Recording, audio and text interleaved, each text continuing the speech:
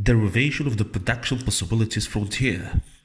Consider a society that can choose to produce, given its technology and available resources, two commodities, food or armaments. Consider that in this society, 5 productive choices are possible: A, B, C, D, and E. From here, we will delimit 2 zones, one inside and one outside. In the inner zone, let us consider the choice Y. In Y, society can choose to produce the same amount of food and more armaments, or the same amount of armaments and more food. Thus, the Y choice is economically inefficient. Let's see next a choice located outside the zone, for instance, Z. This implies a greater quantity of armaments and food at the same time.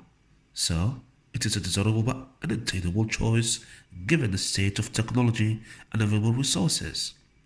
Accordingly, those choices of the society that are feasible given the state of technology and productive resources and that allow to reach the highest possible level of production will determine what is known as the production possibilities frontier, whose negative slope denotes that it is not possible to achieve more than one good without giving up something of the other. That is, every choice implies an opportunity cost.